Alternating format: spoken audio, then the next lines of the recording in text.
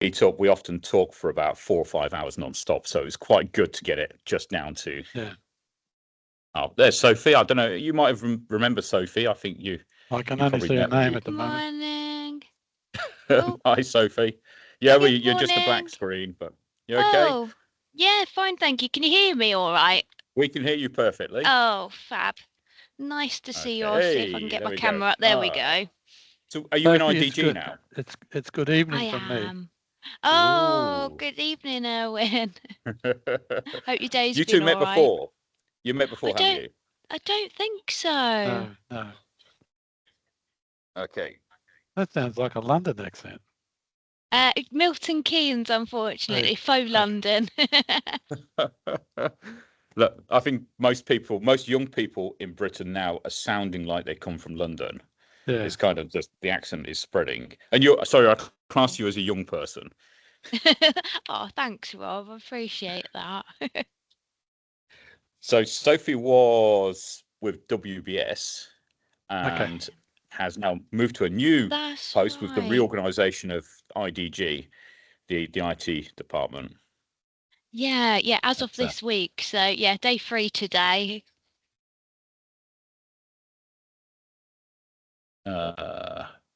okay. And you're I still think recording? Yep.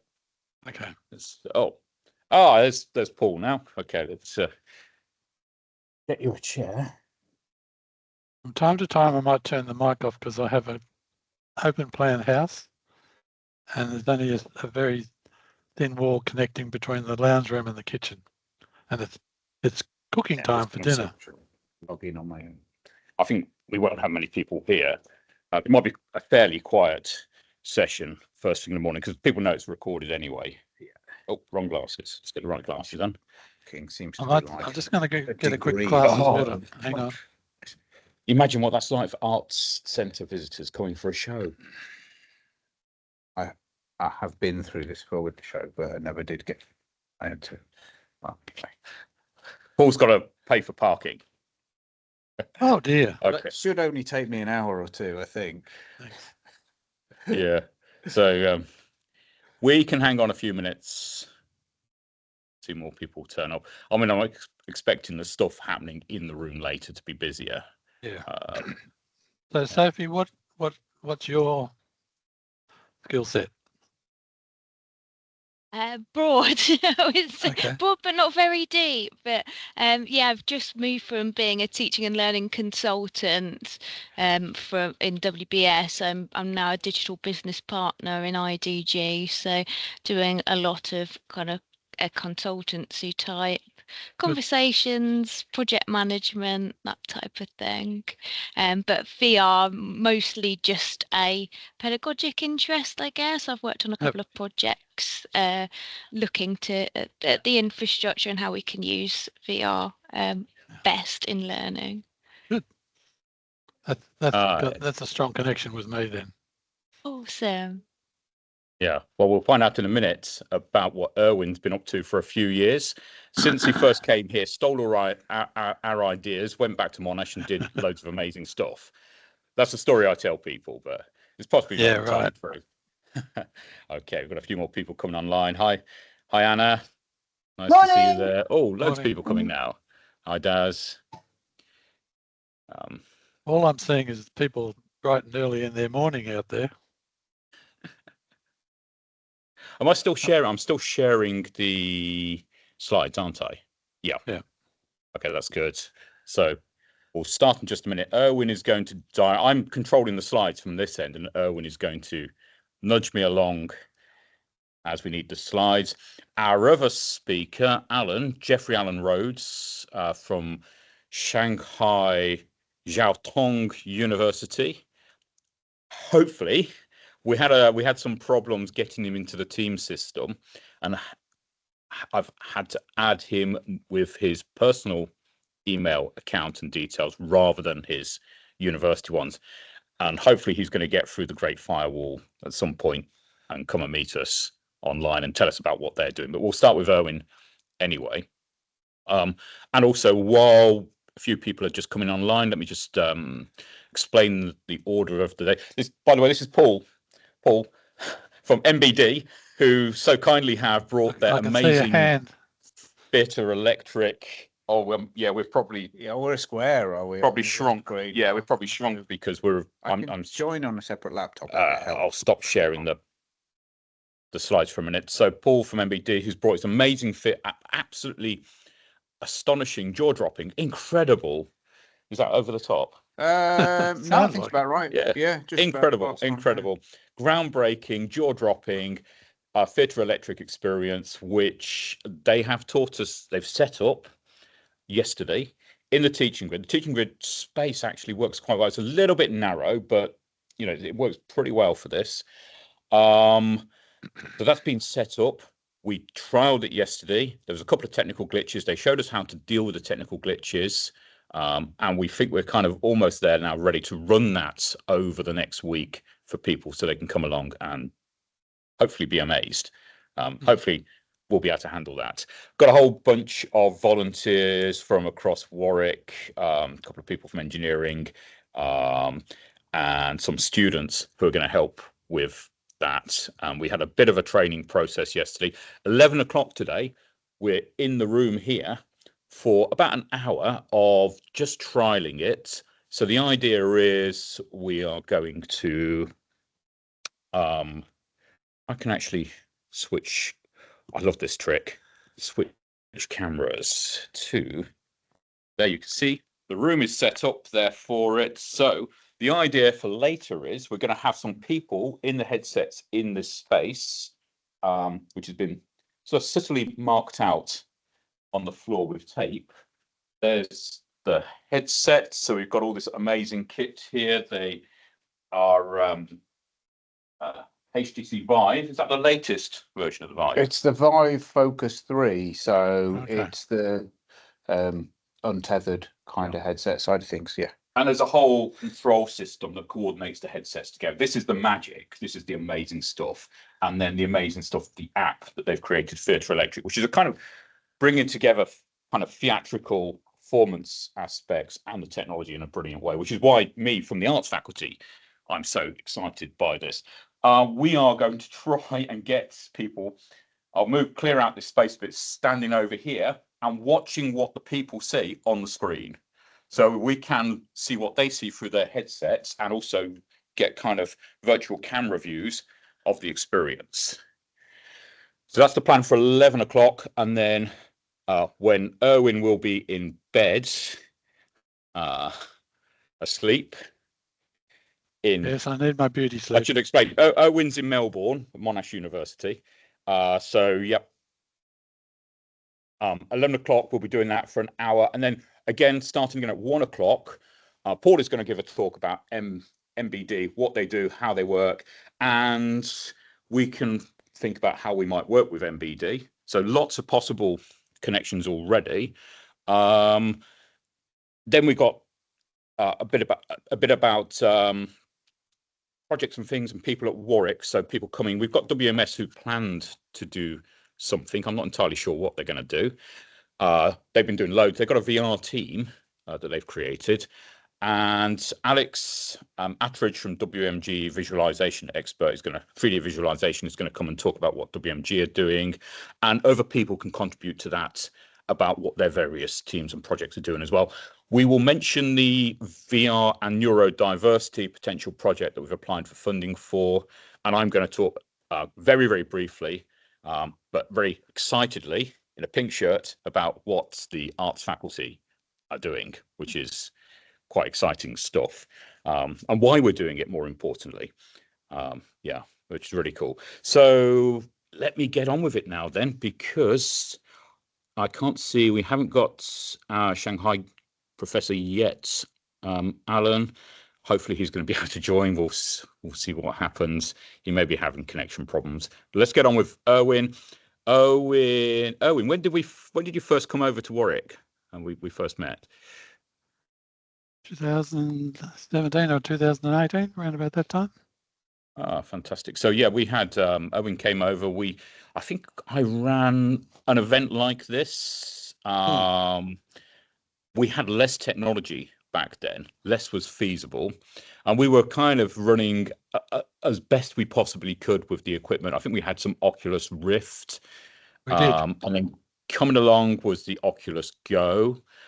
So we got this equipment, we're experimenting with it, seeing what's possible, and trying to generate ideas about what people could do. Lots of excitement, lots of things, little things have happened. Erwin went back to Monash and started doing some amazing stuff there, which you're going to tell us about now. Is that right? Okay. Well, I don't know about amazing, but it's hard slog. Trying to be an early adopter. Yeah, is hard work. It is, and we find that as well. So wrangling with technology, people, the bureaucracy is the hardest thing for me. Yeah. All these things and budgets to make the magic. Okay, Owen, over to you. Here's your slides. Everybody, that's on screen, okay? And I can spotlight. I can't spotlight you from there. Okay, all good. Everybody happy? Yep. Okay, off you go. So we've got about 14 people, 15 people online. That's good. That's great. Oh, got a question from. Hang on. Sunil has got his hand up. Let's just check what that. Oh no, Sunil's put his hand down. Sorry, keep your hands down for the moment. Okay. Are you going to have some time for questions at the end? I mean, we'll just do this we'll have to be flexible because we don't know if Alan's going to be able to connect. Yeah. Okay. Okay. So this is a bit of background. I come from a healthcare industry. Originally, I was a ICU nurse for many, many years. I've become a critical care course coordinator. So that was in ICU, open heart surgery, emergency trauma stuff. Worked for the College of Surgeons for 10 years, helping to train doctors how to deal with trauma. As I said, become a critical care course coordinator. So I run a postgraduate critical care course.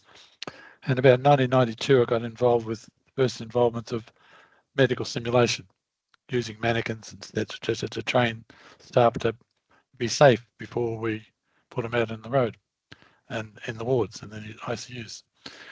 And so that evolved over time, and obviously I've blended into the use of VR as a simulation tool. I'm a bit husky tonight. It's midwinter, remember, down here. My doctorate research was in the pedagogy behind the use of simulation in healthcare simulation. So I looked at the education theories that underpin it and drive it, and we've published in that space and whatever.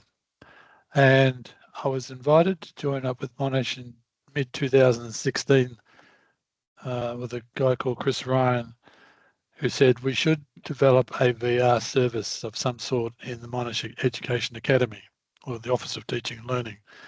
So for the next 3 years, I tried to do that. And there was a three-year contract. And before the end of the 3-year contract, I said, here's the budget to set it all up, $4 million. And they said, oh, we don't have that sort of money. And just before I was about to leave, my existing boss, Cliff Ashford in eSolutions, so the nervous system of the university, making sure that everything runs in the technology space, said, let's have a cup of coffee and talk about what we should be doing moving forward. So we set up VARS, Virtual and Augmented Reality Services, in March 2019. And in between that, I'd done a couple of visits to catch up with Robert, primarily on a project that we did, the taxonomy for XR in engineering, I think it was. So that gave us some money to come and visit both campuses. And so where we are now is Virtual and Augmented Reality Services sits in Enterprise Data and Academic Services in eSolutions, in the Vice President Services portfolio at the Monash University. At the moment, I have an associate professorship role with a research focus rather than a teaching focus, and an academic lead and simulation specialist in VARS. So that's all the title stuff out of the road. Next slide.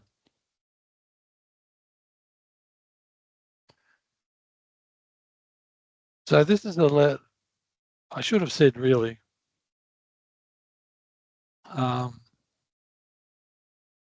This has allowed us to delve deeper into the use of bleeding edge technology using a modern open space workplace for collaborative working, being supportive of classroom activities, developing ideas and product in the VR lab, undertaking in the field filming, going out and doing filming in the field, and supporting others spread the word.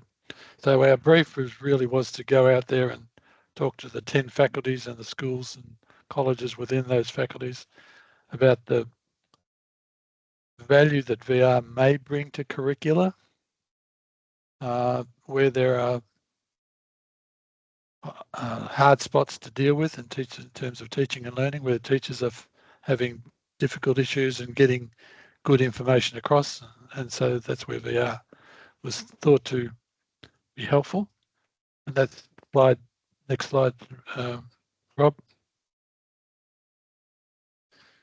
So drive and support the uptake of AR, VR and MR, liaise and partner with all our stakeholders and players, select to collaborate and generate some innovations in that space and help develop our infrastructure resources. So where we started off campus was a big room where we did set up a bit like what Robert's got set up there today, a big empty space, lots of headsets all lined up nicely, and invited people to come across. But we were off campus, so it was physically hard to attract people on campus to come across a very busy highway to come and play. So we pushed to get back onto campus, and we finally got back onto campus last year. COVID got in the way, of course, so we didn't do too much during that time. And we now have quite a nice little spot in a building that's on the front of the university campus, quite close to a lot of faculty buildings. So we have a better flow of traffic. Next slide. So we try to make ourselves be seen as a centre of excellence in the hardware review and procurement, software the same, development. So we try and drive it as a pedagogical driver with an educational outcome focus. Try to look for a holistic approach to it. So look for reuse in different ways. We try to give people the idea of what it's like to be on the bleeding edge of using technology. So we take the cuts, stop the university from the wounds. We have our technology radar, so we see what's coming down the turnpike and buy headsets, test them, tell people what's their good points, what's their bad points, what their costs are, what that means in terms of scalability. So that's dealing with standard hardware, patching and bug fixes, making sure there's an OH&S policy. We've got an OH&S policy university-wide now, helped by Catherine Allen, who we also did some work with. We look at branding and content quality, consistent relevant education experience and procurement and compliance. So that's us. Thanks, Rob.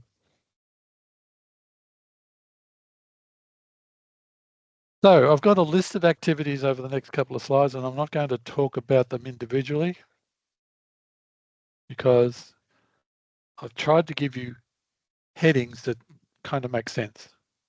So we did an industry team initiative. We've developed a hand anatomy AR app for a professor in anatomy. So the hand is quite a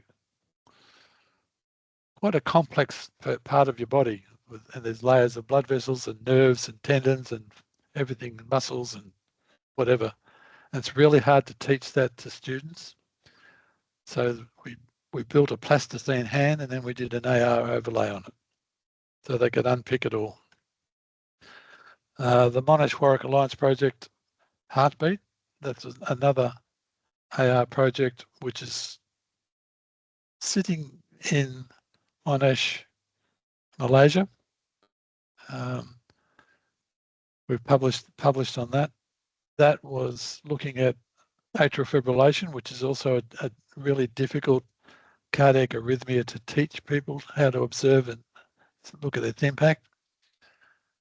We did an Indigenous 180 VR project where we had Indigenous people being treated badly in a hospital setting. We did an AR thing on endangered species that we find on our campus. We did an interactive language learning module for the Korean language. We did a virtual open day for the Monash Business School. We got involved with the grad dip in psychology, I should say, and we did a video capture on empathy in VR, getting them to be able to understand how to acknowledge and recognize empathy. We did the XR taxonomy in engineering. That's another Alliance project. We've done this a couple of times. We called it Immerse, a Monash-wide interactive workshop. In the library, we did a VR project called Return, and that was based on the First World War, what soldiers had to go through in the trenches and what they suffered when they had to come back home. We worked with MURAC, Monash University Accident Research Group, so testing driver fatigue in virtual reality and also using simulation. And one of our colleagues is working on an ECMO. ECMO stands for extracorporeal membrane oxygenation, so that's a technical term for a heart-lung machine. And it's an asset and interactivity development to standardise the learning around an ECMO and set that standard as an international level. Next slide. Before we go on, that sounds like you're working across the whole university. You've got arts, humanities, yes. So sciences, yeah. So you can share that list that I sent you before of all the faculties that we're engaged with. Yeah. Okay. Next slide. Okay. Now the education department across the country invested in Minecraft as a platform for children in schools. So we got into Minecraft cognitive testing. We did a Wired Tech Fest. It's just let's go show and tell headsets and all that sort of stuff. We're looking at AI in the examination and invigilation space. So Monash looked at e-assessments, e-exams, and what was out there in the rest of the world. Didn't like what we saw, especially around time and management, the tyranny of time and distance management stuff, and not owning our IP. So we built our own Moodle-based platform of e-assessment, and we do camera-based invigilation on all our students. We've probably done about 1 million e-assessments at the moment, and a lot of that invigilation is for students off campus and all the rest of it. We're also doing that now for the College of Surgeons, Royal Australian College of Surgeons, where they are all around the country and they can't come to one site. They save a lot of money on airfares to do exams. We're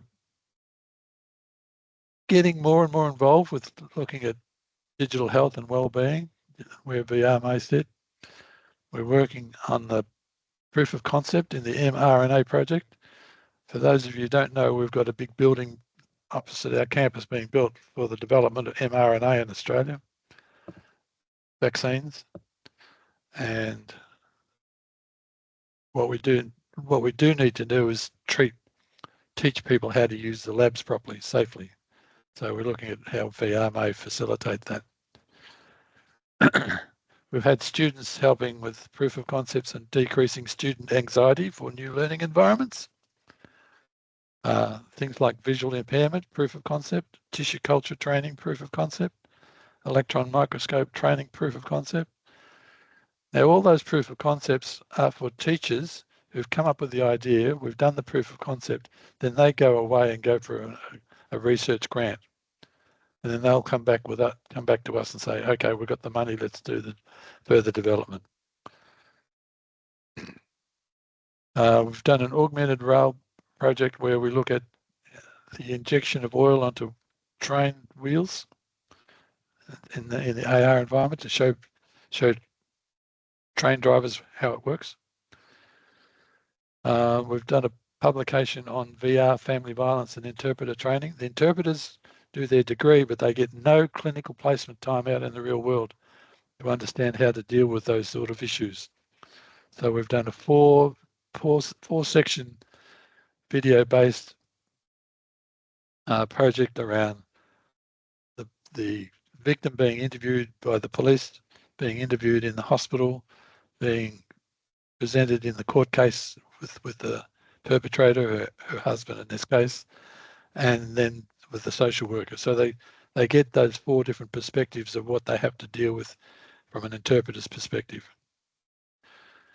Another proof of concept was we bought a couple of haptic pens and we looked at how that might help us in forensic science, pointing how to put a drill into a person's bone, that sort of stuff. We've done a pediatric operating theatre simulation in AR for our friends in Monash Health, in the Monash Children's Hospital. And we've got a current randomised control trial using VR for post-operative pain management.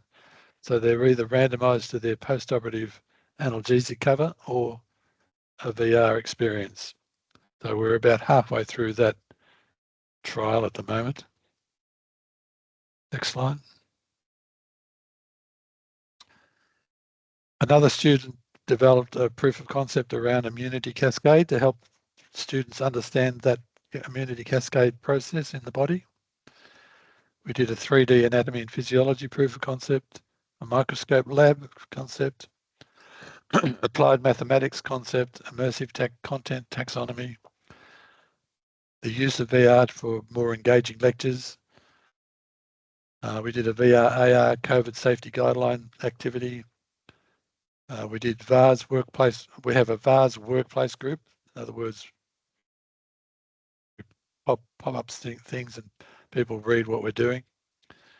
And as I said, we have a university-wide OH&S safety guidelines, which we're quite happy to share with. So before we move, go back one.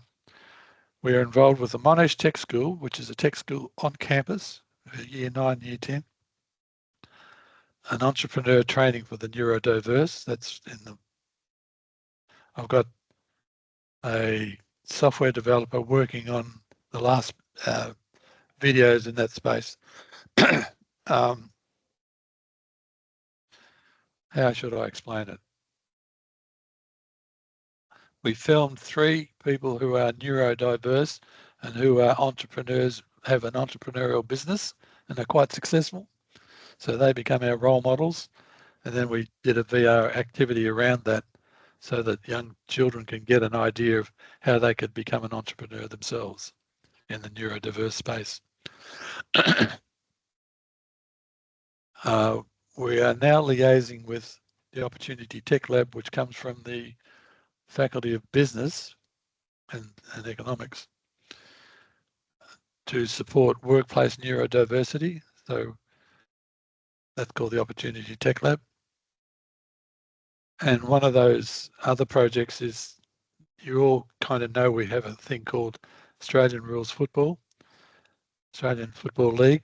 So we're doing a VR first responder in community football, not in the big football spaces where they've got lots of doctors and whatever, physios, but out in the community where someone collapses on the pitch and they don't really know what to do and there's no paramedics around.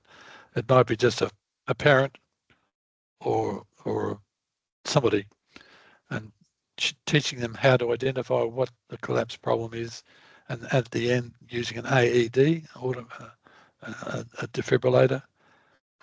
And we're in edit mode at the moment. Next slide. Hang on, before we go on, just make a note. Anna, who is the head of the library, understandably would like to know more about what you've done with the library. Yeah, of course. Anna? Yeah, so you can do that now or... Yep. So where's Anna? Oh, I can see you there. Your mic's off. Sorry, I'm waving. Okay. So we did a series of images on walls and a couple of different headsets where they watched what it was like to be a soldier in a trench, and that included sounds, mud, noise, all the rest of it, just to understand what it was. And so that was quite heavily explained, that they had to sit there and go through that for 5 minutes just to get an understanding what they went through, so you could understand the post-traumatic stress disorder that they came back with and how you would unpick that.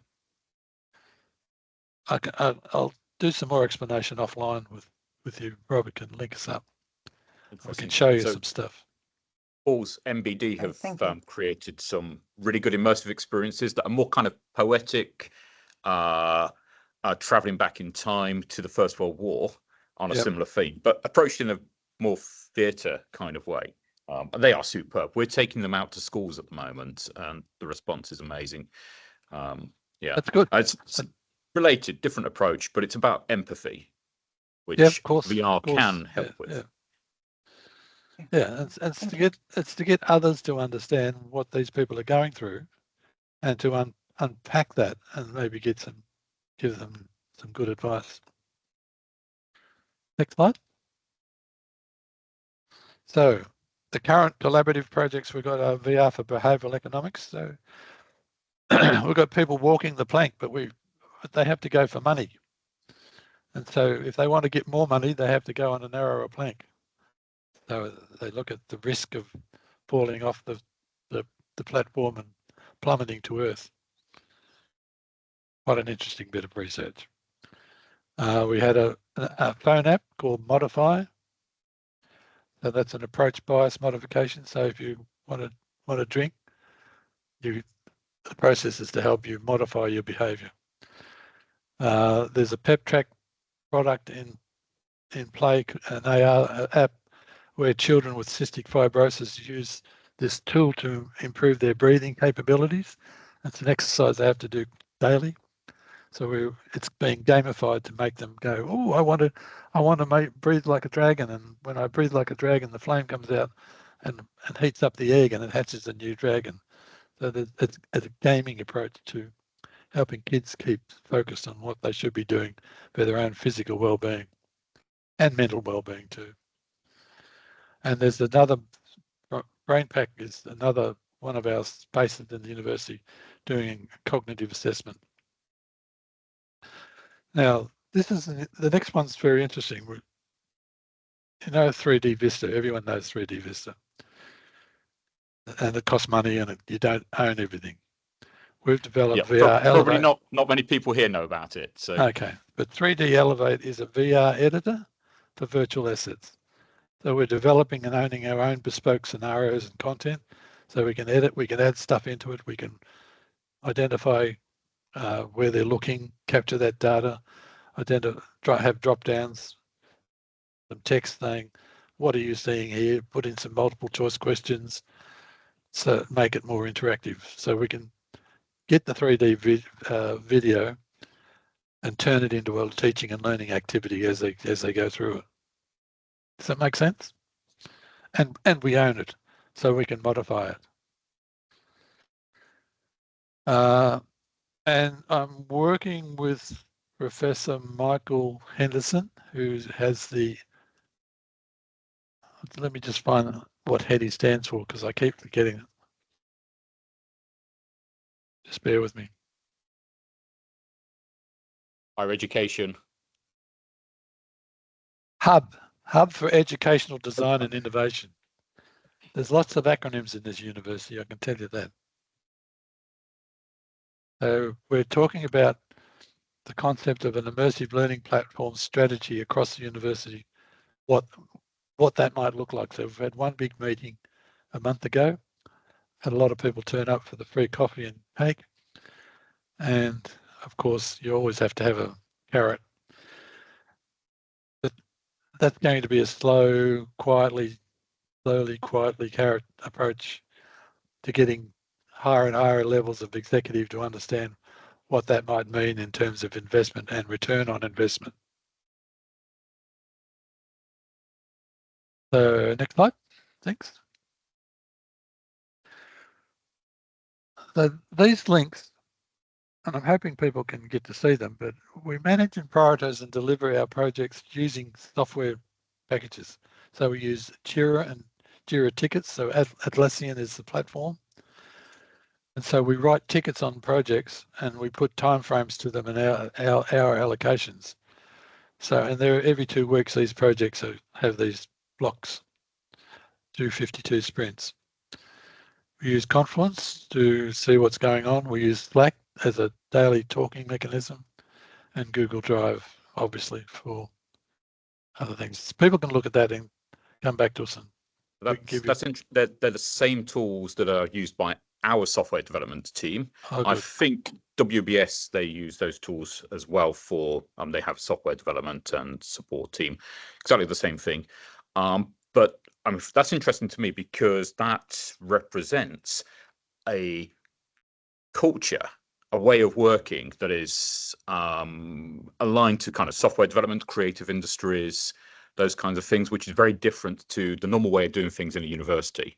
Yeah. So it's interesting to see that you've done that. And that's all about doing development and support in a really systematic, managed way, but a way in which you have scope for flexibility, being agile. That's cool to see. Yep, you're spot on. So we're student-centered in the sense that we have two lots of groups of students. Industry-based learning students, they come from Faculty of Information Technology, that's called IBL. We have work integrated learning, they come from Faculty of Arts, MADA, Science, Bioscience. So the industry-based learning students come to us for 6 months, and the work integrated learning come for us for 100 hours in semester 1, winter break, semester 2, summer break. So we have this steady flow of student learners in that agile approach of how we do things. And so we allocate them to and mentor them in that process. We've got some outliers called MNet, Monash Nexus of Emerging Technologies. They're also in FIT area, but they're off not in our building, but they come and talk to us and we mentor them, and they're working on a couple of projects with us. Next one.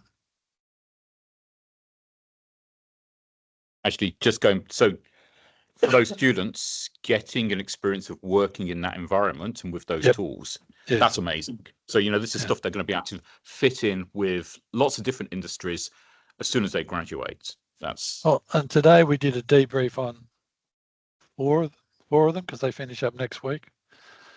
And we give them a chance to present their presentations that they have to do back to the faculty, and we give them some heads up on this and heads up on that, and to make them look better and to find gaps in what they're doing.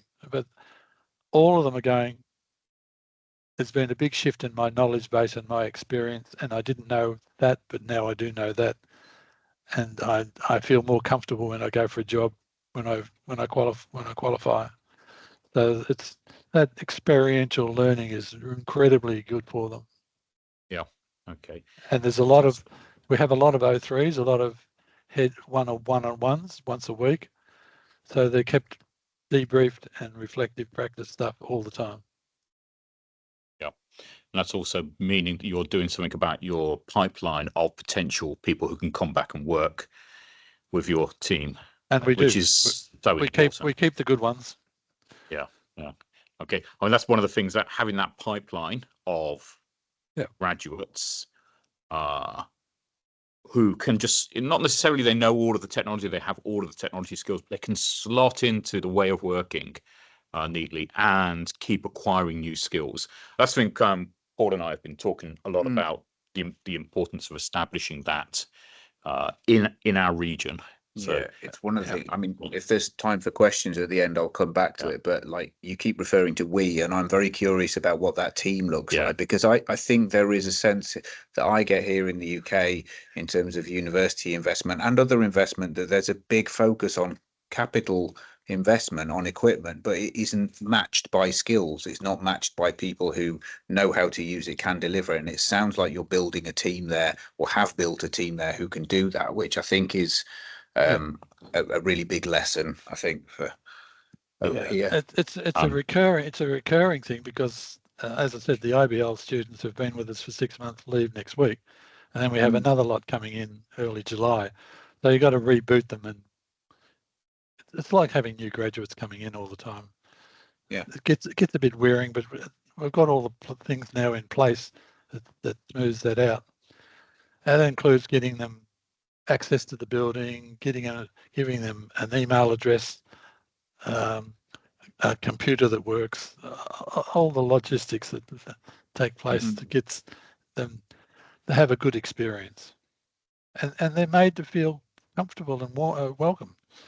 And they know it's a safe environment where they can make mistakes and they won't get chastised. Just like simulation.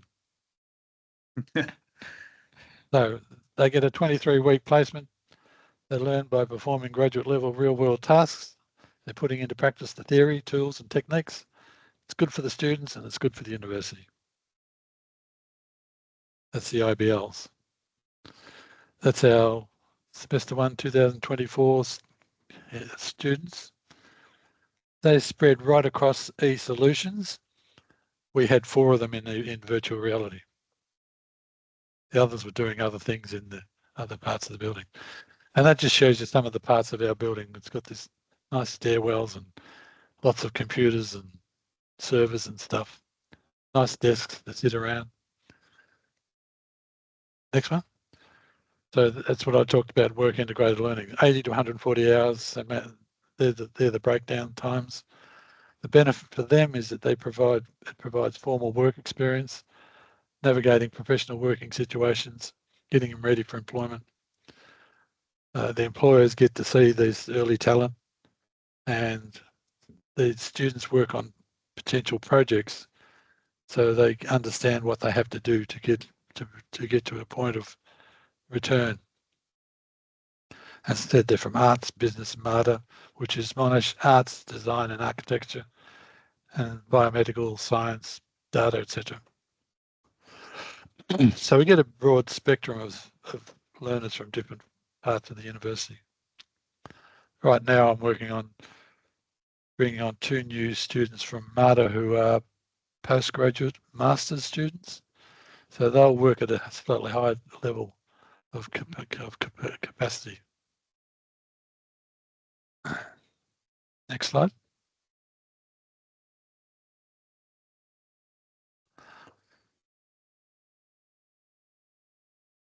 I wanted to point this one out because on our campus recently we had a new hospital built. It's called the Victorian Heart Institute, Victorian Heart Hospital. It's a dedicated tertiary training hospital for the heart people. It used to belong on campus in the Monash Health, which is a kilometre away. And one of the things that they have developed is the Victorian Heart Institute to develop much more research in that space. And this particular project where we had 2 people from MADA, master's students, looked at improving health literacy to reduce patient anxiety before they go and have their cardiac testing.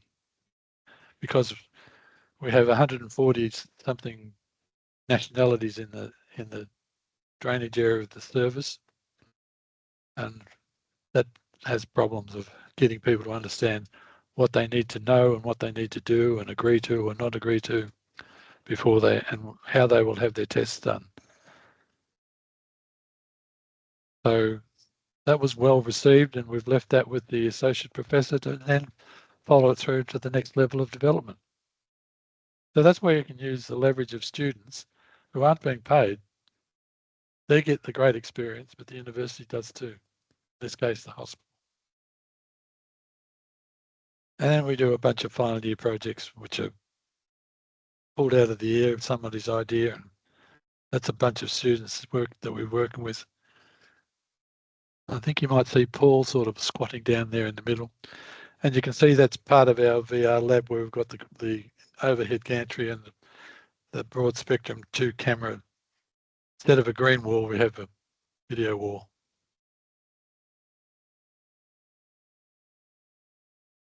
So I talked about MNet before. So they're a student-led consultancy team that works directly with professionals, researchers and industry partners to co-design, build proof of concepts for Monash University's large-scale digital ecosystem. And there's a LinkedIn thing that you can look at. And that's the little emblem they've designed. And next one. So we've come to the end. So you can see picture in the left-hand top corner where the students have all these desks to work on. There's Paul presenting to a group of people what VR means. And one of our recently departed software developers in the middle of a workshop. You might notice that she's got a little white thing under the headset.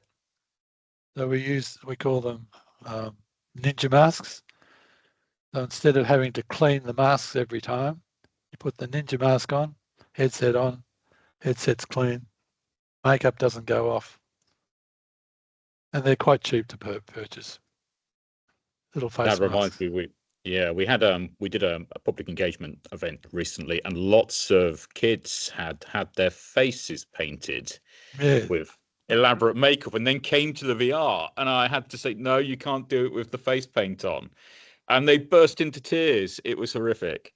We also have the UV. We also have the UV boxes for. Yeah, that's cool. They're amazing. So for cleaning them, you put them into the UV box and it cleans them. So we've got two small mobile ones, and another big one that takes 20 headsets. 90 seconds later, they're clean. Yeah, for us, it's still a nightmare because we don't have this kind of kit. I'll leave you to do questions. We're probably going to run over time because Alan is trying to connect into Teams and hasn't managed. So if you guys, if you've got a question, just put your mic on and just speak because I can't. I'm going to have to try and concentrate on getting Alan into the meeting. So you need the PowerPoint off, or? Oh, yep, can do. Yep. Let's do that. Stop sharing. There we go. Okay. So Alan's definitely not in. Sophie's got a hand up. Yep. Yeah, thank you so much, Erwin. I found that so interesting. I was just wondering about when you get a proposal in to you, how do you manage kind of the quality of the proposals that come in terms of is it pedagogically appropriate to be making in VR, or is it too large scale maybe? How do you kind of like just educate your customers, I guess, to bring things to you that you can then actually build? Very subtly. We generate conversations. We say we need to have another meeting, and then say let's unpack this and see where it'll take us. And they're quite open to that because they usually come through with an idea, but they don't understand how to put meat on the bone. So they come to us and they see us as experts to help them, both from a technology perspective, and a pedagogical perspective. And so that's why it worked really well with my partner in crime, Paul McIntosh. But guess what? He just left this week to go to another university. So we're going to be playing catch up for a few weeks until we can replace his skill set. And his PhD was in 3D visualizations. So it's really hard to find someone like that. Absolutely. So we do a lot of unpacking and re-editing and drilling down. Say, well, what are your learning objectives? How are you going to assess those learning objectives? That'll drive the cognitive load that you're going to put into the video. That's awesome, thank you. I can imagine you really need that dual skill set around pedagogies and the technology as well. It's amazing how many teachers don't understand that. They get their PhD and they get labelled teacher and go, they don't understand what they're supposed to be doing. Anyway, never fails to amaze me. Any other questions?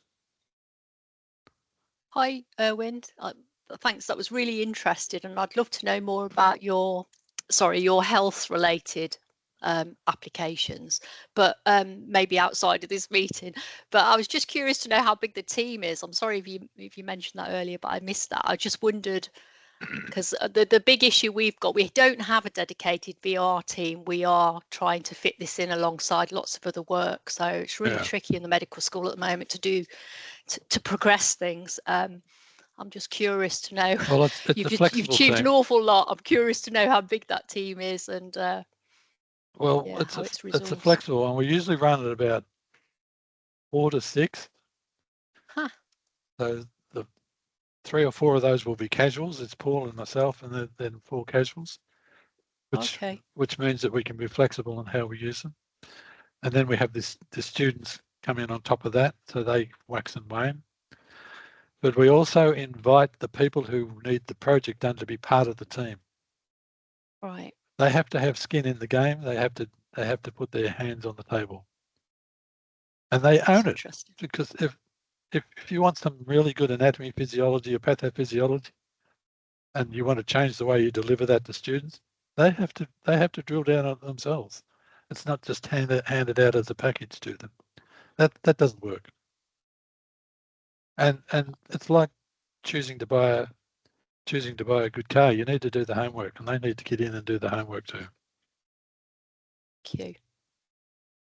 I have a linked question, if it's okay, which is really around that kind of demand.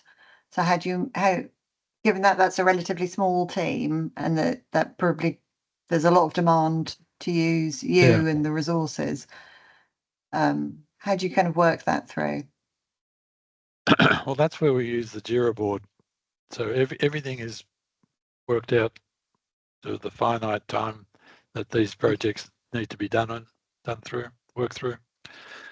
And if we're overloaded, we just tell them you'll have to wait 2 weeks before we can come and see you.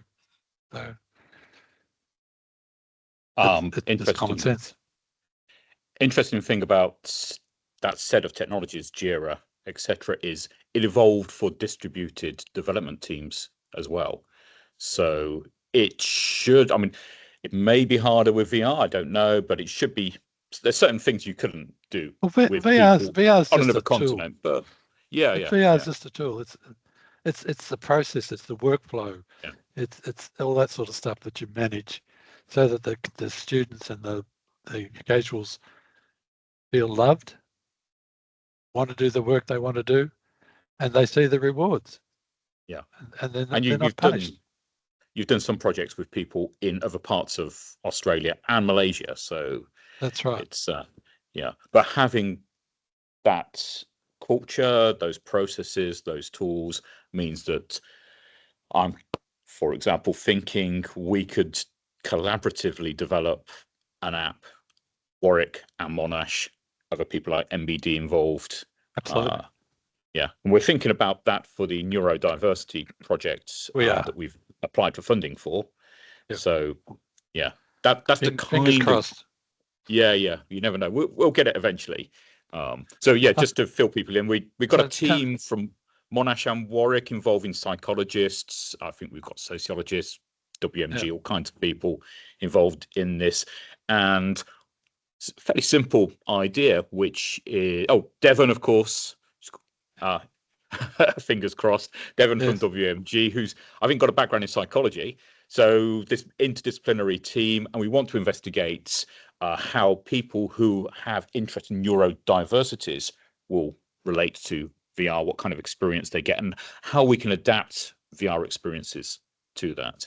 Just coming back to Julie's question, I had 2 or 3 weeks ago, I had someone from Monash Rural Health, which is 2.5 hours down the freeway in the eastern side of the state. So they have rural and remote care in their space. And she said, "How can I borrow a HoloLens too, so I can do distributed learning?" And going, really? One headset, $6,000? Why don't we buy 4 or 5 Oculus 3s and test the waters for $4,500? And if it doesn't work, we'll look at something else. But what we will do is you give us $2,000, we'll do the filming and editing for you. But what you have to do is write the script, use your own simulated patients to be the actors, do all the grunt work, so that we just come down on the day, do the filming, and we take that away in VR Elevate, do the editing, top and tail it, put it into your headset, and away you go. So we're going to do that in a psychiatric challenge as the first proof of concept. And so that can be extrapolated to other rural and remote healthcare centres in the western side of the state too. Does that help, Julie? We put the workload back on the people who asked the question. Oh, microphone. Julie, your mic's off. Oh yeah, sorry. I was just agreeing. Yes, that is helpful. It's kind of what we've done. We have involved. I mean, I think Kath's on the call now. Our simulation academics in creating the content, and also students. Even so, we don't have a dedicated person at all at the moment. So it is really, really tricky to fit it in alongside other work and projects. I think the arts people will be agreeing. You need a storyboard. You need a story. It's like making a film. You need the script, storyboard, and keep doing that until you get the best version of. So that guides the filming and stops you mucking around and wasting time. Because that's the costly part, wasting acting time. And you give the actors the script beforehand, so they practice it. On the day you do a run through, then you do 1 or 2 or 3 videos captured, and away you go.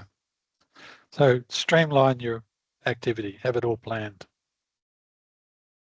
Just like a movie set.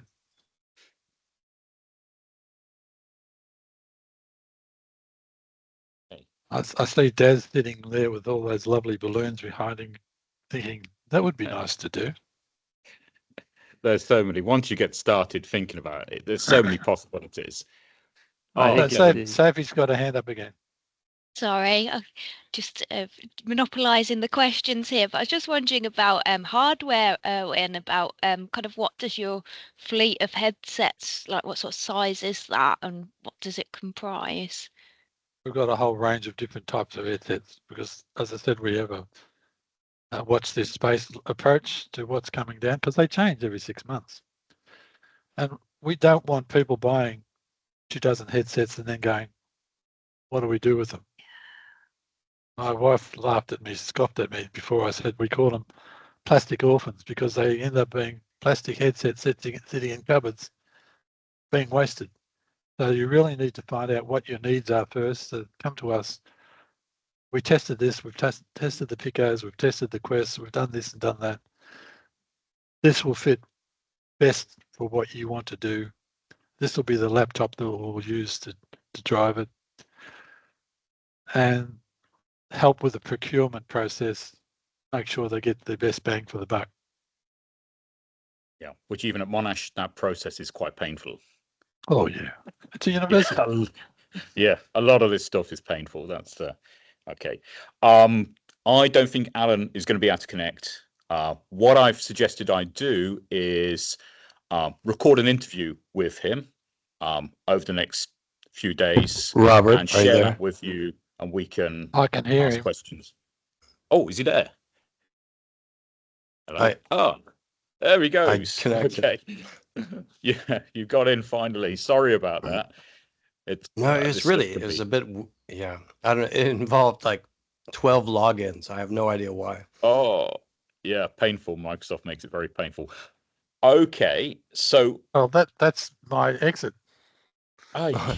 Well, I was just actually before we switch over. Now we could run over time and do Alan's stuff. Oh, I think are you okay with that, Alan? Yeah, whatever's good for you. Talk to us about Shanghai and the stuff you do.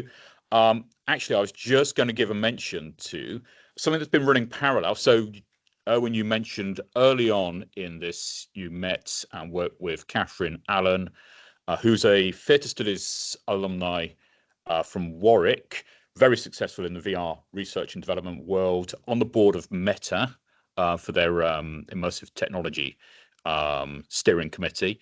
Advisory committee, I think it is, very much involved in ethics policy, but also designing the whole experience that people have of VR and creating those spaces.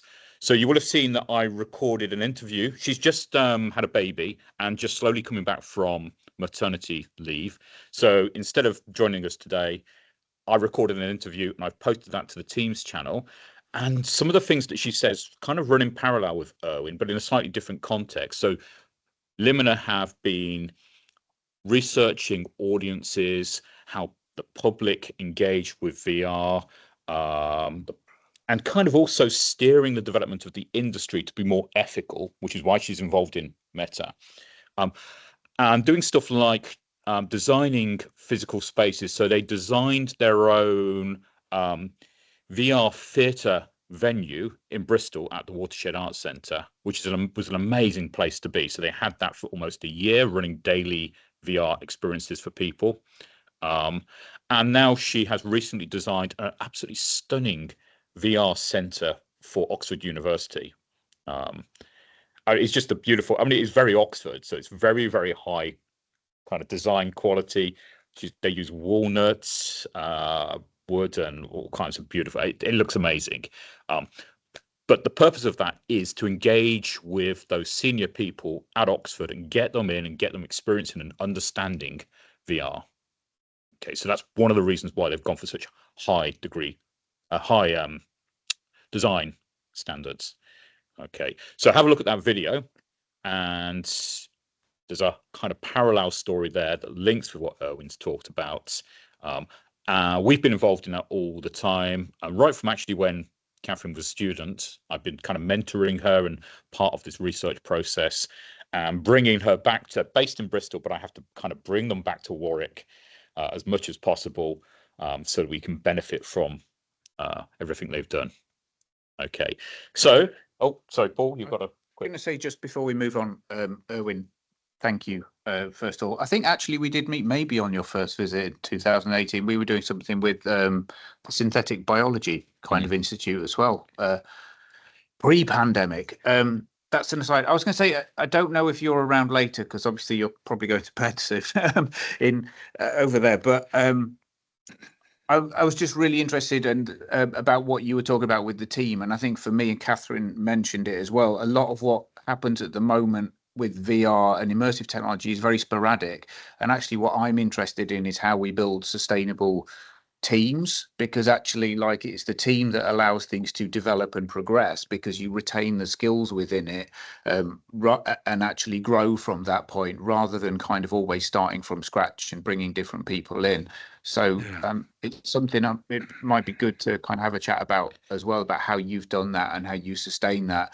And I think the same applies, and Catherine talked about it, to audiences as well. But I think what you've done in terms of creating practical outputs and kind of practice as research and creating things is a really good model for the, you know, the conversation that we'll have later about how Warwick treats that, because it does give a real world kind of output, rather than, you know, other institutes and things that I've been involved in where it's much more theoretical. Yeah, so we've got a discussion bit at the end of today where we're going to be talking about how we make immersive technologies something more solid, sustained at Warwick, but also with our partners in industry and other universities. So that's a really key thing for us. Some people are having to pop off now. We'll come back to that later. Sure. But first of all, we've got to get Alan, because Alan came, visited WMG a while back, not that long ago. And I went to a talk that you gave, and I was absolutely amazed at the work you've done over many years. So this goes back, decades, a long time. Okay, and now I can make a connection because I've only heard just a tiny bit of the conversation, but I did catch this last part where Erwin was talking about sourcing equipment and trying to not waste a ton of money doing it. And it made me think so in 2007, we set up the Future Museum Lab at York University in Toronto. And I remember one thing I remembered about that at the time was these cabinets of equipment, and one of them was the Bumblebee camera. I don't know if anyone remembers, like cast red aluminum with maybe 12 lenses in it, maybe $15,000, something like that, which I think got pulled out like 3 times, you know, for 3 projects, you know, and mostly sat in this cabinet. There's a lot of stuff like that. And at the time, as a graduate student, I was thinking like, geez, so, you know, why can't they, you know, make better use of this stuff? And now I'm in that position now with like a cabinet with a Vision Pro and last year's Oculus and so on. And it's very challenging to make use of this equipment. And yet at the same time, I kind of respect that in some ways it's the role of the university to be wasteful. Because if we're not, then who is? I mean, like, if I don't put this thing in the hands of a student, I'm not sure anyone else will, even if it is kind of wasteful to have it sitting in there in the cabinet. So I'm trying to work that out. I don't have really good answers to that, but I do notice that thread. At least it's not quite as expensive as it used to be. Yeah. I'm going to make a kind of a bit of a framework here for people. That kind of risk taking. I've lost quite a bit of kit over the years. Not too much, lending it out to students and stuff like that. It's just necessary, and it's also that's kind of. I think we've got a little bit more of an arts focus where that kind of creative risk taking is part of what we do, and it's what generates the amazing, great ideas.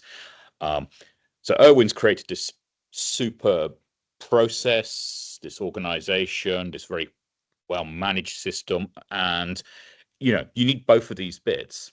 I think Erwin, you've probably got some of that as well, but this kind of creative risk taking, learning from experience, and having a long kind of, as you showed us at your presentation, a show reel of things you've done that have sometimes involved quite a lot of sort of creative hacking, even creative making stuff happen, and that kind of creative dimension, which is, so I may be completely wrong, but I'm guessing that's more kind of where you're coming from, and you can tell us about that stuff, what you're doing. Yeah. So I mean, I think of like three streams in that, or like how to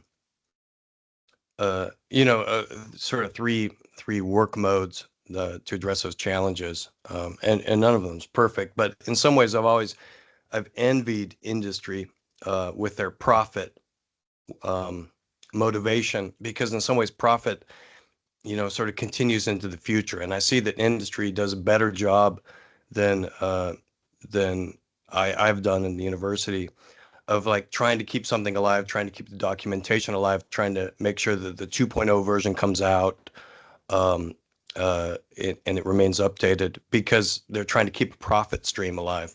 Whereas in the theoretical, it kind of arrives at the paper, and then after the paper's published, it's very hard to keep a motivation to update. Maybe the student graduates or so on. And that's not where I came up from, but I came up from like film schools and art house and gallery. So we were very project oriented, like you say, like creative project. But it did have similar problems in the sense that once the project was done and it was out there, a lot of times that concluded the grant. And as well, it kind of concluded the narcissistic projection that was going on or something from the members, or my own, commitment to it in some ways. Yeah. And so there it is, you sort of, you make it through the documentation, maybe you make it to the festival or whatever the presentation is. But again, it was very hard to keep it alive after that, to make it to a 2.0 version or iOS updates. And you're like, well, whatever, and But interestingly, digital humanities projects I've been involved in over the years have sometimes had a library person in there, and that library person has been saying to us, okay, so how are you going to keep this, preserve it, make sure people can access the stuff in the future? And obviously that's become a much more important part of how research funders think these days as well. Yeah, so, what a challenge. Yeah. You've got to have a balance. So you've got to be able to do stuff that maybe goes wrong and you forget about it, or focus on the innovation and the impact that the innovation has, and the collateral learning that happens rather than the product itself. So, these things need to be kind of balanced and thought through. But having and I think also I think there's a priorities thing there. Like I remember talking to the executive director of the Museum of the Future Dubai, and he used to run what was that called, the Paul Allen Project, the Museum of Computers or whatever in Seattle. And he said they tried to preserve this stuff, and he says it's impossible. It's not going to happen. It's just too much. It's overwhelming.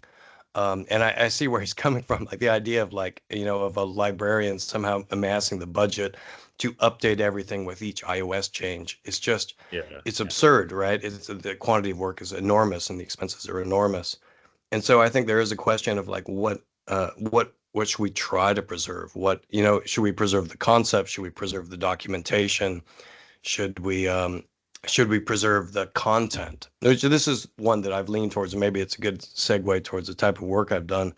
But I do think there's something to be said for like paying attention to the content of the production and trying to preserve that in a way that could be reproduced with new technology. And so, as an example, right? So a lot of the work I've done that's related to it was with the Chicago History Museum and working with their, extensive and messy archives of 30 million images of Chicago history, something like that, and looking at creating AR experiences and VR experiences of them connected to history and stories of the city. So we did a whole series of projects early on, mostly in VR, and then later mostly with with AR, and then later on mostly with VR. But you can imagine that one major part of that is curating the images, geolocating, indexing them, digitizing where that's part of it, and then connecting those with narratives and stories and histories. Like this part of the work was a majority of the work, and in ways the most creative part of it. And then there was the technical aspect of using whatever, Google Cardboard at the time or whatever the app was for the publication. We did stuff with Google Street View. We did stuff with iOS and Android, sort of VR possibilities, Slam AR in 2016 or so with apps and that. And later with some different online portals. But but when I think about what's the most important thing to preserve, is really like, what was that? I mean, what was that Slam platform in 20? It was called like Kudos or Quattros. It doesn't even exist anymore, this thing that we used. But to preserve the actual images and the index work of those images and the connection between them and the histories, like this thing was very important to preserve, because then you could reproduce it with 2024 technology or 2025 technology. And so I think there is something there. And also like you sort of, and it's actually, I found it is quite difficult. Like if you're working with historical archives, we sort of imagine, I think in 2024 that like, oh, well, there's these big digitization projects and things have been organized and cataloged. And that's really not true at all. There's a lot of things in the archive in Chicago that's like box number 47, donated by this person, photographs from 1946 to 1948. Saying like that is the index for, and so then you can open up the box and look at the pictures. Maybe some of them are scanned. But it's such an overwhelming amount of content to really chip away at that for a project, and to find like, okay, this is some information we can add to the archive that relates to issues of immersion, that relates to issues of visualizing an experience or something like that. I think this is very important work, and it's very, and it's the thing I think that's in some ways is the easiest to preserve, because you use old preservation techniques. You write it down, you put it in a document, you put it in a spreadsheet of like, these are the geocodes for these images by these names, stuff like that. But it's also, I think it is quite useful, because then you can use that to create new experiences. Yeah. So we're just starting to use Jupyter notebooks, which is a way of combining code with commentary, research commentary, and documentation. So similar kinds of approaches are emerging that allow us to do this. But I was really interested in what you said a little bit earlier back there about how, so you're kind of designing for the amazing experience and the innovation and the experiments to see what you can get out of it now with current technology.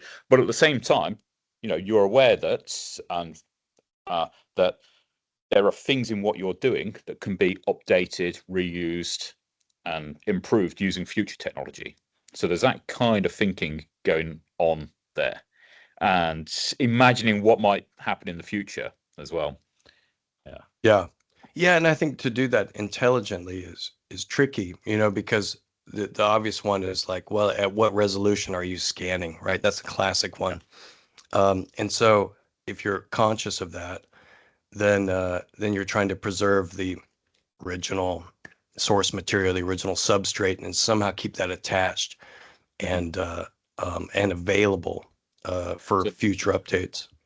So I think this kind of thinking, wisdom, and peer support on these issues is something we need to make sure we've got built into our community and how we work. Anna, the library, are thinking about designing digital scholarship, community services, that kind of thing. So, these are core questions to that digital scholarship thing. Yeah, digital and I futures think is in what some we ways call it. the ideal is, you know, in my experience working with museums is there's I think usually a much belabored individual, which was Angela Hoover at the Chicago History Museum, and she's in charge of like the archive, right? Sort of broadly, you know, digitization, rephotographing, all this stuff, and their workload is enormous, you know. And to come in and say, okay, well, now we're going to add this, is very hard. Or to say, okay, Angela, we want you to use the Jupyter system. Is like, okay, you know, come on, I have kids, um, and uh, and so this thought of like, but a lot of times the collaborations with the university or with outside artists are happening at some sort of curatorial level or VP level or something like that. But in some ways, I think the ideal place for them would to be in the archive with Angela Hoover at the Chicago History Museum, working with these people that are actually working with the archive and the librarians or something like that. These are the people that need the help, they need the technical expertise, but they also have their hands on the actual content. I have to go, guys. Okay. See you. I, Yeah. I Have a want good. to. I want Have a to. I good want to see sleep. the video with Alan, and Okay. we Yeah. need Yeah. to We'll do connect that. about Yeah. how we do archiving stuff. Yeah. So one of the things I want to get out of today is lots of connections between people, and we'll Thank be, you. helping you to connect with each other as well. Great. Thanks, Erwin. That was brilliant Cheers. as usual. Have a nice evening. Get to See ya. bed. Okay. Yeah, so we've probably got about 15 minutes before we have to sort of stop, Okay. because 11 o'clock we're running Theatre Electric in here, which I'll try to maybe film some of what people see in their headsets. It is astonishing. So Paul MBD's Theatre Electric experience, I keep saying it's astonishing. So we've got to kind of start getting set up for that 10:30 to run it at 11. What we could do now is have some time for questions, but also my question for you first of all is just maybe a couple of the highlights of the things you've done, the things you're most proud of or you think are most interesting. Yeah. So the principle of the work that I did with the museum in Chicago was always, quite simply like the bullet point statement was always like, or mine was that we've been sharing the archive of history through documentary films and coffee table books for about a century. And can we think of anything new? Some new way to do that. And so we would look for opportunities in the archive for something that not only is a typical opportunity. So maybe it's an event, a good story that's also highly documented and highly present in the archive, but as well there's some aspect of it that offers special opportunities for being communicated through new technology, especially immersive new technology or very place-specific new technology. So as an example, like one of the first projects was this disaster that happened on the Chicago River in 1915. But what was unusual about it is that this boat overturned in this one-day event, and it was very near the newspaper centers of Chicago in 1915. And so it was highly documented. It even had newsreel, which 1915 newsreel is pretty unusual for a live event while it's happening. And so there's newsreel, there's extensive black and white photography, and all shot within a 1 block area of downtown Chicago. So to take this archive and then geoplace them with augmented reality in that same block that's still in some ways similar to today, and create an AR experience of that, and then connect it with the story of this event in 1915. So that was the first project we did, and it sort of offered this opportunity of like something in the archive that could be done in a film and could be done in a coffee table book, but because it's such a highly documented and compact experience in one location and one day, it offered a special opportunity for something that was really place specific. And so it did combine elements of VR in that that one opportunity was that there was only so many places that the photographers stood on that day, and to reproduce those spatial relationships. So this picture was taken on this day, looking in this direction from this place, and you can still stand in that same place and look in that same direction 100 years later, and then see that image in the landscape. And so this was the idea of that first project. And then follow-ups took some different tacks. Like one was the 1933 World's Fair. Like a lot of World's Fairs, it happened in a site pretty close to downtown, but almost all of the structures were gone within a couple of years, really. And yet it was a star on the city flag. It was quite this known event, but without much visually in the city anymore to note it. And then one of the particular things about the 33 Fair was that there was a sky ride, and you could travel sort of high above the city, higher than anyone had traveled above the city, or really the Midwest at that time. And so we used drone photography to reconstruct that travel over this landscape.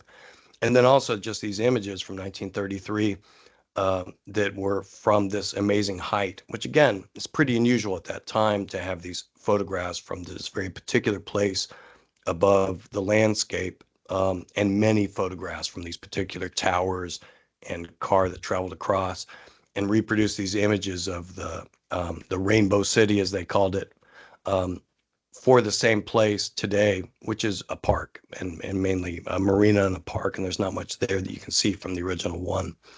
We did something similar, really quite similar in a way, for the 1893 World's Fair, the first Ferris wheel. And so drone photography, VR, doing the path of the first Ferris wheel. And it's kind of an amazing, but there actually are quite a few photographs from that Ferris wheel in 1893 looking at the World's Fair and traveling around this little, circumference and looking out the window and shooting the city that was there. That's now grassland next to the University of Chicago. And so again, doing an experience of that where you can be in this place where someone was more than 100 years ago and seeing the views that they took on their camera more than 100 years ago, but that you can't see it today. And then a different tack, this one was a little more, just a couple of years ago, we did something with the Great Chicago Fire. And so this was a project. I know that they're doing something similar right now with a big scan of it in the Experimental Museology Center in Switzerland, of doing a very high resolution scan of a cyclorama painting, and then trying to narrate that story in VR. So you kind of explore a cyclorama painting in VR, or in this case, the main output is a web VR, and inspecting this sort of enormous painting, this enormous immersive painting from 1891, and talking about the stories from the fire. And so that was a more recent one, and a little different, because it's not based on photography or the real place, but based on cycloramas and this historical immersive media that that's hard to experience now, or for the most part impossible to experience, except for 12 around the world or something like that, 12 cycloramas around the world. So this was set really looking for different opportunities in the archive, and then trying to connect that to what's possible in AR or VR, to give an experience of it. Yeah, I think we should see a lot more of this, but it's the technology is getting there, the production process is getting easier. We've got people with expertise sitting next to me. It's just a matter of connecting together these things, like curiosity about what's in the archives, what's interesting in these history projects, and getting them together, which is part of what we're trying to achieve now in this session. Put a note in there. So, for example, Tara Morton is coming later from history department, and she has worked on what was good, amazing stuff, fairly conventional by modern standards, digital humanities project, creating a website, mapping women's suffrage, the campaign for the votes. And it's a nice interactive map where you can zoom into stories of real women in history in physical locations. And this just, looking for stuff like that suggests so many possibilities in AR and VR, the kind that you've done. So that's what we want to do, is bring those things together. And so you got these opportunities by working with specific museums and archives and being able to go in there and explore that. Do you have a pipeline of these possibilities coming on now, or do you have to work quite hard to make that happen? Well, I've talked about it a lot with John Russick, who I worked with at the museum for a decade. And it was always interesting that it really relied on our personal relationship. He was a VP and we were friends. And so that's why it happened. And that it was hard to make that a formal structure. There were some that we sort of played around with, like, what was it now? A visiting curator or visiting, faculty on the curatorial team, or different sort of like official relationships like that. But at least our experience is that to make something happen, it really did take something in the administrative team to facilitate it. And then it took someone from, I guess, the creative community or something like that. At the time I was faculty in art school, to want to do it, and these two things are the required pieces. I think it would be different if we were looking at money.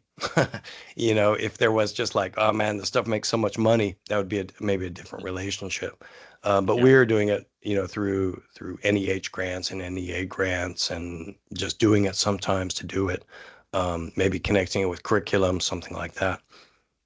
So we're thinking about, the possibility of making money. It's not too far-fetched. So Limina, Catherine's company in Bristol, they charged, I don't know what it was, £12 a ticket for their shows, and they had they were pretty much sold out all the time. So it was a sustainable business. People are interested in this, and you have an interest in that as well. Yeah, obviously. It's one of the things that we've been exploring as well. And again, Theatre Electric is part of that plan, because we want to make a catalogue of work rather than think about one project. Like you were talking earlier, because I'm from the arts as well, so that kind of thing where you have a project grant and it runs out, that feels very familiar. But I think it also leads to a sector which is just full of prototyping, but not necessarily things that are developing and growing. So we wanted to build a platform, with Theatre Electric, that we could reuse in other scenarios, so we're not constantly reinventing the foundations of the work, and we're focusing more on the content. And I think part of the thinking behind that is that then you can build kind of a critical mass of content into one location, and then you start to think about whether it's ticketed, whether you're getting return visitors as well, because they can do more than one thing. And actually, I think, like you talked about business and the way that works as well, as opposed to the arts. And I think that's a big part of it, because what you get within the arts is this prototyping, but like I say, in the business side of things, that investment that's coming back is actually about making the thing bigger and better and more ambitious. And as creative people, that's what we want as well, I think, is to kind of work, to stretch ourselves more. Yeah, I think it's interesting to think about it on this model of building a library, and this idea of doing this work over time. You build a library of content that can then be, like you say, redeployed to new experiences, or sold in different ways, in ways we haven't even imagined yet, or are currently aware of. I think of well, it makes me think of two historical examples. One is the cyclorama, right, which were just totally done for profit, right? They'd bring over these Austrian painters, they'd work for a year to make a big painting, and then they'd build a huge round building, and then they'd put it in it, and they'd charge you 50 cents to go in. And they just do it because it's like, oh, we can make a lot of money. That was really viable, which is interesting. That was, it was also like 5 years later, they would tear up the painting maybe and use it for fuel or something. But at the time, it was kind of on this blockbuster film model of like we could that works. So there's an audience for that, which I think is interesting. But the other one is, it makes me think of this like this anecdote about, I think it's Julie Andrews and Cinderella. Is that right?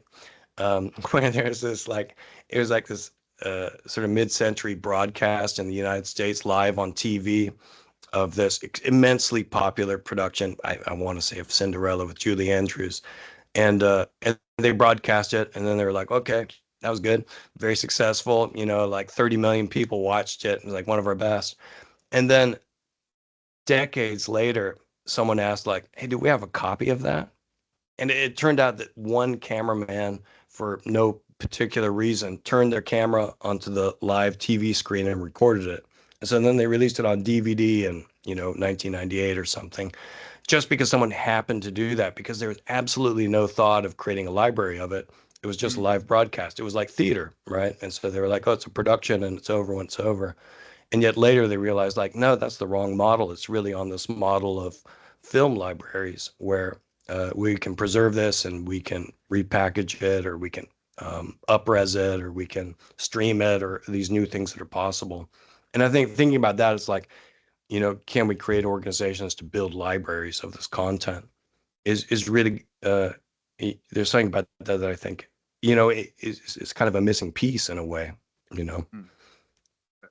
Part of those examples, the Psychorama, was it?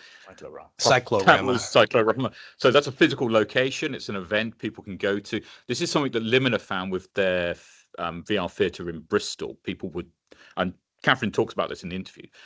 It was an event for people. It was a place. It was something special that they could keep coming back to. Their challenge was getting that pipeline of good quality productions to show, which is why they stopped doing that and changed to a different model. Then COVID came along as well. But yeah, so all these bits are necessary. But the location thing, having a VR location that you kind of, stuff's going to be happening there. It's going to be well done. It's going to be quality. There's going to be exciting. There's a constant refresh of new stuff coming along. That's really important. I mean, and people will pay. One of the projects that we have made and are continuing to make in this same model is called the Infinite Museum. And the Infinite Museum is basically taking collection items and making a short story about them in VR. But we've built it into a virtual reality lift for multiple people to take at a time. So it's like Bill and Ted's Excellent Adventure, but in VR on a slightly more serious level. But like effectively, the idea is because it's virtual space and you can walk around, you could build stories, you can just keep adding to it, so it's the same footprint forever. And we could have 10 floors, which we've got now, or we can have 100 floors or 1,000 floors or 10,000 floors. And also, as well as the sort of business side of it, it also starts to open up the idea of a much more democratic way of collecting and curating content as well, because whereas existing museums might be based on natural history or science or whatever they are, and they're all themed, and they might be from a specific geographical location, here you can start to bring together collections from different places, different spaces, with other kind of I suppose parts of the subject matter or whatever that actually bring them together as a coherent set. Yeah, I love that Infinite Museum. I mean, it makes me think of this this model that we still have of like items being on loan, right? And if this particular painting is on loan in Shanghai, then it's not in Paris, and it's not in London, it's not in New York, and so on and so on. And it's also not in Africa, right? And places that it'll never be on loan to because of the budget. And yet it's like, well, what if it could be on loan to 12 places at once, and you type it in, it's on loan, and then it comes down. And so what would that allow creatively for curation, but also democratically for distribution, for like who can see it and where. There's something about that that's really like, wow, to open that up finally from putting things in crates and insuring them and shipping them around the world. That would be something. We're only a few years away from the point where the Parthenon, I don't know if you know about the Parthenon marbles, controversial Yeah. thing on British. Yeah, we can just have a digitization of that and give them back. Yeah. You know, it's we're only a few years away. I did suggest this to the British Museum people. The other thing I told them was that if you go to the Natural History Museum in London, you see long queues of people going to see the T-Rex and stuff like that, the great big skeletons. Right. Okay. One thing the British Museum didn't know is that most of those dinosaurs aren't the real thing. They're casts. But people don't care. It's the experience that matters. You give them a good enough experience, it's fine. Authenticity, that's not important. Right. Okay, so I think Paul's just gone off to. We've got MBD people coming now to help set up the next lot of the next session at 11. If you're still online with us, well done. Thank you. What I'll say is the first 6 people who get here and want to do Theatre Electric just after 11, while other people are watching, so they're going to be a guinea pig group. Okay, then the first 6 people who come and volunteer for that, you can do it. Okay, but we better wrap up now. Any last well, I'm glad points I or caught the remarks? tail end. But what we will do, we need to make sure that this conversations carry on. And I think one of the things we could do is actually some short online showcasing events where we look in more depth and you can show things that you're doing, and we can discuss those particular examples. I was just going to say, just sorry to go back, but just to sneak off and take a call from the people who are going to set up in a minute. But what you were just talking about, kind of having better equity about collections. One of the things I come across a lot with museums is that idea that they're very resistant, because they'll say, you know, the original item is much more important and the digital item will never be as good. And the kind of my response is, they're not the same thing. We're not trying to replace the original item, right? But the digital item can be more equitable. And also it allows for certain things that you can't do with the original item. You can't pick up the original item. You can't handle it. You can't take it out of the case. You can't see it in its original context. Whereas with immersive technology, you can unlock all of that potential, you know? So actually, I think we always have to think about the technology and the power that it gives us, not think about, you know, the reason why it's not as good as something else, you know. Yeah I think in some ways we kind of like we shoot ourselves in the foot sometimes, in that it's like we like to talk about the technology as sort of realizing it at like augmented reality and everything's reality. And I think this intimidates people in museums, because they're like, well, we like to control the reality. We have lots of systems of control for our objects. Whereas if we were talking about it as like fancy pictures, they'd be like, oh, fancy pictures. Well, pictures are no big deal because we take pictures all the time. But when they think about it as like, this is a real, you know, digital twin or simulacrum or something like that, then they become anxious about, well, who gets to download it or who gets to see it, or can we still control it, or things like that. Yeah. Cool. Sorry. Okay. All Better good. Yeah, we're going to get on with it here. Thank you. All right, See you again very soon. Okay. Thank you so much. All right. Bye, everybody. Let's Thanks, hope it's Ron. recorded Bye. everything okay. Yeah, looks good. Stop recording. Hooray. Oh, good. Lee and Ant have arrived downstairs in the cafe, so shall I go get them, or do you want to get them while I